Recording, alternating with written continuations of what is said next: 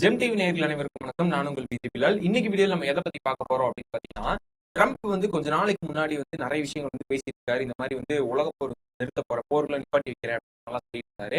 ஆனா இப்போ கொஞ்சம் டேஸ் முன்னாடி ஒரு போன வீக் மட்டும் பாத்தீங்கன்னா, எலான் மஸ்க் ஒரு மீட்டிங்ல வந்து ஒரு விஷயத்த வந்து சொல்லியிருக்காரு. 2030க்குள்ள உலக போர் வந்து வரப்போகுது அப்படிங்கிற மாதிரி ஒரு விஷயத்த வந்து சொல்லிட்டாரு.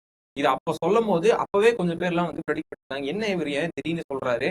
இவ்வளவு வருஷமா சொல்லாம இருந்தவர் திடீர்னு, அதாவது ட்ரம்ப்புடைய ஆட்சியில ஒரு பதவி அவருக்கு கிடைச்சதுக்கு அப்புறமா வந்து இதை சொல்றாரு, என்ன ஒரு விஷயமா இருக்கும் அப்படிங்கிற மாதிரி அதுக்கப்புறம் நிறைய கேள்விகள்லாம் வந்து அது அப்பவே நிறைய பேர் யோசிக்க ஆரம்பிச்சாங்க. இவர் சொல்றதுல ஏதோ ஒரு விஷயம் இருக்கு அப்படின்னு சொல்லி. இப்போ வந்து அது ஒரு 50, அப்போ வந்து ஒரு 100க்கு ஒரு 20% வந்து கன்ஃபார்மா இருக்கிற மாதிரி இருக்கு. இப்போ அது எக்ஸ்ட்ரா ஒரு 10% வந்து அதிகமா இருக்கு அப்படின்னு சொல்லலாம்.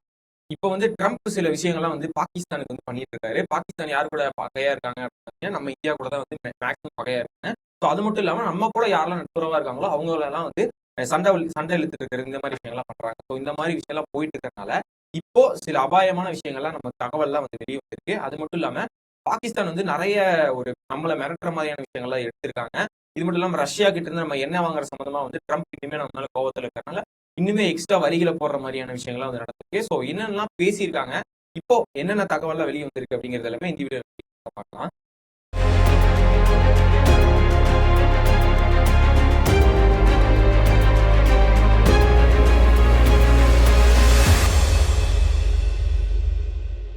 ஃபர்ஸ்ட் நம்ம இந்தியா பாகிஸ்தான் பிரச்சனை இருக்குல்ல, இது வந்து ரொம்ப வருஷமாவே நடந்துட்டு இருக்கு. இப்போ வந்து கொஞ்சம் ரொம்ப அதிகமாவே ஃபர்ஸ்ட்டை விட ரொம்ப அதிகமா போயிடுச்சு அப்படின்னு சொல்லலாம். இப்ப அங்க இருக்கக்கூடிய பிரதமரா இருக்கட்டும், ராணுவ தளபதிகளா இருக்கட்டும், யாரா இருந்தாலுமே வந்து இந்தியாவை வந்து ஒழிக்கணும், இந்தியா வந்து இருக்கவே கூடாது அப்படின்னு யோசிச்சிருக்காங்க.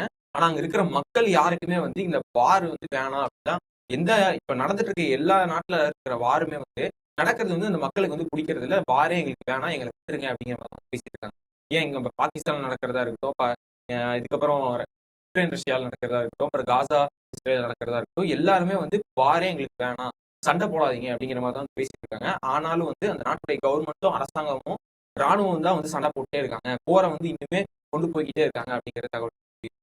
சரி, ஓகே. இப்ப பாகிஸ்தான் என்ன பண்றாங்க அப்படின்னு பாத்தீங்கன்னா, உள்நாட்டுக்குள்ளேயே சில பல பிரச்சனைகள்லாம் நடந்துட்டு இருக்கு. பலுச்சிஸ்தான், அதுக்கப்புறம் சிந்து அந்த வழி சம்பந்தப்பட்ட அவங்க எல்லாம் வந்து பாகிஸ்தான் விட்டு நாங்க வெளியே போறோம், பாகிஸ்தான் ஒழிக அப்படின்னு சொல்லி அந்த நாட்டு மக்களே வந்து அங்க ஆர்ப்பாட்ட பிரச்சாரம், இந்த மாதிரி போராட்டம் பண்றது, இந்த மாதிரி எல்லாம் வந்து பண்ணிட்டு இருக்காங்க. அவங்கள வந்து அந்த நாட்டுடைய கவர்மெண்ட்டே, பாகிஸ்தானுடைய கவர்மெண்ட்டே வந்து அரெஸ்ட் பண்ணி அங்க இருக்கிற மக்களை துன்புறுத்துறது, இந்த மாதிரி விஷயங்கள்லாம் பண்ணிட்டு இருக்காங்க. ஸோ அந்த நாட்டுக்குள்ளேயே ஒரு உள்நாட்டு போர் வெடிக்கிறதுக்கான வாய்ப்புகள் அதிகமாவே இருக்கு. அது மட்டும் இல்லாம நம்ம கூட யாரெல்லாம் வந்து, அதாவது சேர்றாங்களோ, ஒரு நட்புறவு வராங்களோ, அவங்க எல்லாத்து மேலயும் வந்து தாக்குதல் நடத்துறது, இந்த மாதிரி விஷயங்கள்லாம் வந்து இப்ப பாகிஸ்தான் பண்ணிட்டு இருக்காங்க. நம்ம கூட இப்போ ட்ரம்ப் வந்து கொஞ்ச நாளைக்கு முன்னாடி ஃப்ரெண்டா இருந்தாரு. இப்போ நம்ம கூட வந்து கைகோர்த்து நிக்காம நம்ம மேல டாக்ஸா போட்டு இருக்கிறது. ஒரு விஷயம் ஒண்ணு நடந்துட்டு இருக்கும்போது அதுல வந்து இந்தியாவும் இருக்கு அப்படின்னு வந்தாலே, ஏன் நீங்க இந்தியா ஃப்ரீயா விடுறீங்க? அதை எப்படி நீங்க விடலாம்? இந்தியானா அப்படி சும்மா விடுறதா? நீங்க இந்தியா மேலேயும் போடுங்க அப்படிங்கிற மாதிரி மிரட்டி தனியா இந்தியா மேல டார்கெட் பண்ணி பேசுற அளவுக்கு வந்து ட்ரம்ப் கொஞ்சம் ஓவராவே பேச ஆரம்பிக்கிறாரு. ஆனா இடையில இடையில சும்மா இந்தியா கூட நான் நல்ல நட்புறவுல தான் இருக்கும், கொஞ்ச நாள் முன்னாடி பேசினேன் மோடி கிட்ட அப்படிங்கிற மாதிரிலாம் சொல்றாரு. அதெல்லாம் சும்மா மேலோட்டமா சொன்னாலும் நம்ம மேல தனிப்பட்ட ஒரு பகை அவருக்கு வந்து முள் மனசுக்குள்ள இருக்கு அப்படின்னு சொல்லலாம். அதனாலதான் வந்து இப்ப அரிசிகளுக்குமே வந்து டாக்ஸ் போட்டிருக்கேன். ஆல்ரெடி வந்து நம்ம மேல டாக்ஸ் 50% வந்து இருக்கு. இது போக இன்னும் வந்து அரிசி, இந்த விலைவேற்றம் இதெல்லாம் வந்து உள்நாட்டுல வந்து அவங்க விவசாயிகள் வந்து அவங்களுடைய மேம்பாட்டுக்காக வந்து நாங்க இந்த டாக்ஸ் போடுறோம் அப்படிங்கிற பேர்ல அந்த அரிசி நம்ம இங்கிருந்து ஏற்றுமதி செய்யறோம்ல, அதுக்குமே வந்து டாக்ஸ் போட்டிருக்காரு. ஸோ இதுக்கு காரணமா என்ன சொல்றாரு அப்படின்னு பாத்தீங்கன்னா, நம்ம ரஷ்யா கிட்ட ஆயில் வாங்கறதுதான். ரஷ்யாவை வந்து உக்ரைன் அந்த அழிக்கிற அந்த வாருக்கு வந்து நீங்க ஊக்குவிக்கிறீங்க சொல்லியிருக்காரு. இப்ப அவரே வந்து உக்ரைன் ரஷ்யா போர்ல வந்து நான் இது தலையிடல, இது வந்து முடிகிற மாதிரி தெரியல, எனக்கு தெரிஞ்சு இது 3ஆம் உலக போருக்கு வந்து இழுத்துட்டு போக போகுது அப்படிங்கிற மாதிரிலாம் வந்து சொல்லியிருக்காரு. அதாவது உக்ரைன் ரஷ்யா போர் வந்து அவங்க ஒரு ஒப்பந்தம் ஒண்ணு கொடுத்து அதுக்கு வந்து பேச்சுவார்த்தை நடத்தி இதோட முடிச்சிருங்க அப்படின்னு சொல்லி ட்ரம்ப் சொல்லிட்டாரு. ஆனாலும் உக்ரைனுடைய அதிபர் என்ன சொல்றாரு அப்படின்னு பார்த்தா, ஜெலன்ஸ்கி இல்ல, நான் வந்து இந்த ஒப்பந்தத்தை பத்தி நான் பேச வேண்டியது இருக்கு. அதாவது வார்லயே அவங்க வந்து எங்க நாட்டை கைப்பற்றதா பாக்குறாங்க. ஒரு சில இடங்கள்லாம் அவங்க எடுக்கிறதுக்காக தான் சண்டையே நடந்துட்டு இருக்கு. நீங்க அதையே விட்டு கொடுக்க சொன்னா நான் எப்படி விட்டு கொடுக்க முடியும் அப்படிங்கிற மாதிரி அவங்க ஒரு சண்டை பக்கம் போயிட்டு இருக்காங்க. ஆனா புட்டின் என்ன சொல்றாரு அப்படின்னு பாத்தீங்கன்னா, இல்ல எனக்கு இந்த ஒப்பந்தம் ஓகே தான், இது வந்து சீக்கிரம் கையில் போட்டீங்கன்னா நானும் இந்த போரை நிறுத்திடுவேன் அப்படிங்கிற மாதிரி தான் சொல்றாரு. ஸோ இந்த அவர் ஒத்துக்கிட்டாலுமே வந்து உக்ரைன் அதிபர் ஒத்துக்க மாட்டேங்கிறாரு அப்படிங்கறனால ட்ரம்ப் வந்து இதுல ரொம்ப ஒரு கடுப்பாயிட்டாரு. இதுல வந்து ஒரு அதாவது அவருக்கு ஒரு மைண்டே சரியில்லை இதனால. ஏன்னா உக்ரைனுடைய அதிபர் வந்து எனக்கு நன்றி கடனா இல்ல அப்படிங்கிற மாதிரி நிறைய விஷயங்கள்லாம் வந்து பேசிட்டாரு. ஸோ அதுக்கேற்ற மாதிரி இப்பவும் பண்றாரு அப்படின்னு சொல்லி இப்ப கூட ரீசெண்டா வந்து வெளியே சொல்லியிருக்காரு. இதனால வந்து இந்த போர் என்ன ஆனாலும் எனக்கு கவலை இல்லை, நான் இதுக்கப்புறம் நான் வந்து பாத்துக்க மாட்டேன் அப்படிங்கிற மாதிரி ஒரு ரொம்ப கேர்லெஸ்ஸா இருக்கிற மாதிரி தான் வந்து பேசியிருக்காரு. இதுக்கப்புறம் இந்த போர் வந்து மிகப்பெரிய போற வெடிக்கிறதுக்கான வாய்ப்புகள் இருக்கு, அப்படி ஆனாலும் எனக்கு பரவாயில்ல அப்படிங்கிற மாதிரி சொல்லியிருக்காரு.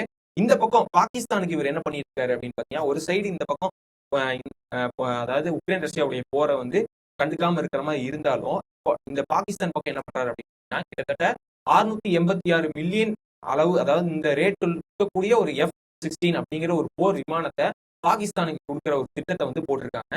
இது வந்து எதுக்காக அப்படின்னு பாத்தீங்கன்னா, இப்ப கொஞ்ச நாளைக்கு முன்னாடி நீங்க இதை கேட்கும் போதே வந்து அடுத்து ஏதோ போர் உண்டாகிறதுக்கான வாய்ப்புகள் இருக்கு அப்படின்னு நமக்கே தோணும். ஏன்னா பாகிஸ்தானுடைய அசீம் முனீர் அப்படின்னு இப்போ இந்த முப்படைகளோட தளபதியா வந்து ஒருத்தர் போட்டிருக்காங்கல்ல, அதாவது பாகிஸ்தானுக்கு இப்ப அவர் தான் ஜெனரல் அப்படிங்கிற மாதிரி தான் இருக்காரு. இவரு இப்போ கொஞ்ச நாளைக்கு முன்னாடி என்ன சொல்லியிருக்காரு அப்படின்னா, லாஸ்ட் டைம் நடந்த மாதிரி எல்லாம் வந்து பாகிஸ்தான் ஈஸியா விட்டுற மாட்டாங்க, திருப்பி நாங்க அடிக்க ஆரம்பிச்சோம்னா இந்தியா வந்து தாங்கவே மாட்டாங்க, அந்த அளவுக்கு எங்களுடைய தாக்குதல் வந்து அதிகமா இருக்கும் அப்படிங்கிற மாதிரிலாம் சொல்லியிருந்தாரு. ஸோ அதுக்கேற்ற மாதிரியே இப்போ இந்த மாதிரியான விமானங்கள், இந்த மாதிரியான போர் கருவிகள்லாம் வந்து அமெரிக்கா கொடுக்க ஆரம்பிச்சோடனே நேரடியா வந்து தாக்குதல் நடத்துறதுக்கான வாய்ப்புகள் அதிகமாவே இருக்கு. இதே மாதிரிதான் வந்து காசா இஸ்ரேல் அந்த வார்லயுமே வந்து கொஞ்சம் கொஞ்சமா நெதன்யாகுவுக்கு வந்து இந்த வார் பொருட்களை வந்து கொடுக்கறதா இருக்கட்டும், இந்த மாதிரி விஷயங்கள்லாம் பண்ணி அந்த போர் வந்து நடந்துட்டு இருக்கு. உக்ரைன் ரஷ்யாலும் இதே மாதிரிதான் உக்ரைனுக்கு அமெரிக்கா ஹெல்ப் பண்ணி அவங்களுக்கான ஆயுதங்கள்லாம் முன்னாடி கொடுத்துட்டு இருந்து அந்த பிரச்சனையா இருக்கு.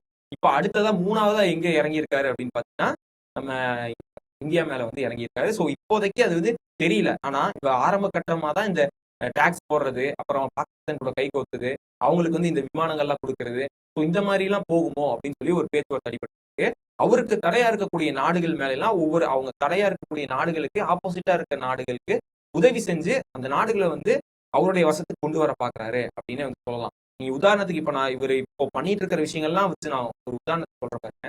இப்போ காசா அந்த பாலஸ்தீன் அந்த ஏரியாவை பிடிக்கிறதுக்காக யாரை இறக்கி விட்டுருக்காரு, இஸ்ரேல் இறக்கி விட்டுருக்காரு. அதை வந்து அவங்களுக்கு ஆயுதங்களை கொடுத்து அவங்களை உதவி செஞ்சு இப்போ வரை போர் அங்க நடந்துருக்கு. அது இன்னும் போர் ஒப்பந்தம் சும்மா மேற்பார்வையே போட்டு அங்க நடந்துருக்கா. இப்போ இந்த பக்கம் அப்படியே ரஷ்யா ஏசியா சைடு பாத்தீங்கன்னா ரஷ்யாவுக்கு உக்ரைனுக்கு நடந்துட்டு இருக்கு. அங்கேயுமே வந்து உக்ரைனுக்கு கொஞ்ச நாளா இது சப்ளை எல்லாம் பண்ணிட்டு இருந்தாரு. இவர் இப்போ வந்து நிறுத்திட்டாரு. அதாவது ரொம்ப ஃபுல்லா நிறுத்தாம ஓரளவுக்கு நிறுத்தி வச்சிருக்காரு. மொத்தமா இவர் வந்து சப்போர்ட் எல்லாம் பண்றது இல்லை, அதாவது ஆயுத சப்ளை எல்லாம் வந்து பண்றது இல்லை. ஆனா மேலோட்டமா அப்பப்போ பண்றது அந்த மாதிரி விஷயங்கள்லாம் வந்து பண்ணிட்டு இருக்காரு. ஆனாலும் உக்ரைனுடைய அதிபர் வந்து இவர் சொல்றத சரியா கேட்க மாட்டேங்கிறாரு அப்படிங்கறதுனால சில விஷயம் வந்து அவருக்கு இவருக்கு ஒரு மாதிரி நெரிசல் மாதிரி வந்து போயிட்டு இருக்கு. இந்த பக்கம் ஒரு பக்கம் போயிட்டு இருக்கும்போது இப்போ கீழே நம்ம சைடு வந்தோம்னா இந்தியாவுக்கு யார் ஆப்போசிட்டா இருக்கா, இப்ப இந்தியா வந்து அவர் பகையாளியா இருக்கு. இந்தியாவுக்கு யார் ஆப்போசிட்டா இருக்கா, பாகிஸ்தான். இப்ப பாகிஸ்தான் கூட சேர்ந்து இந்தியாவை நம்ம வந்து பிடிக்கிறதுக்கான வேலைகள் நம்ம பண்ணணும். அதுக்கு வந்து பாகிஸ்தானால வந்து தனியா போனோம்னா முடியாது, நம்ம ஹெல்ப் பண்ணோம்னா வந்து இந்தியாவை பிடிக்கிறதுக்கான வாய்ப்புகள் அதிகமாவே இருக்கு அப்படின்னு சொல்லி அந்த ஆயுதங்கள் எல்லாமே வந்து கொஞ்சம் கொஞ்சமா பாகிஸ்தானுக்கு கொடுக்கறது. ஏன்னா பாகிஸ்தான் சும்மாவே ஏதாவது ஒரு பிரச்சனை வந்து கிளப்புறதுக்கு இந்த மாதிரி விஷயங்கள் இந்தியாவை தாக்குறதுக்காக ஏதாவது ஒரு விஷயங்கள் பண்றது, இதுக்கெல்லாம் முன்னாடி வந்து நிற்பாங்க அப்படிங்கிறது தெரியும். இந்த மாதிரி அவங்களை ஊக்குவிக்கும் போது மிகப்பெரிய ஒரு ஆபத்து வந்து நம்ம இந்தியாவுக்கு வந்து வரதுக்கான வாய்ப்புகள் அதிகமாக இருக்கு. திடீர்னு எங்க வேணா தாக்குதல் நடக்கிற மாதிரி வாய்ப்புகள் இருக்கு. என்னதான் நம்ம இந்தியன் ஆர்மி திரும்பி நம்ம பாகிஸ்தானை போய் அடிச்சு ஏதாவது ஒரு இடத்துல நம்ம பாதுகாப்பு கொடுத்தாலுமே அவங்க எப்ப வேணா எந்த இடத்துல வேணா தாக்குறதுக்கான வாய்ப்புகள் அதிகமாக இருக்கு. ஸோ இந்த விஷயங்கள்லாம் இருக்கிறதுனால 3ஆம் உலகப் போர் சீக்கிரமே நடக்கிறதுக்கான வாய்ப்புகள் இருக்கு அப்படின்னு சொன்னாங்க.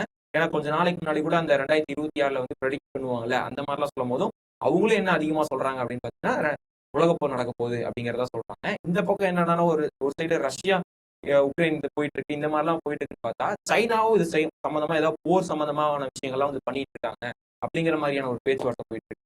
சரி, ஓகே. இப்போ அமெரிக்கா மட்டும்தான் நம்ம மேல கோவத்துல இருக்காங்களா அப்படின்னு பாத்தீங்கன்னா பல நாடுகள் வந்து இப்ப திடீர்னு வந்து நம்ம மேல கோவத்தை வந்து தெளிக்க ஆரம்பிச்சிருக்கு.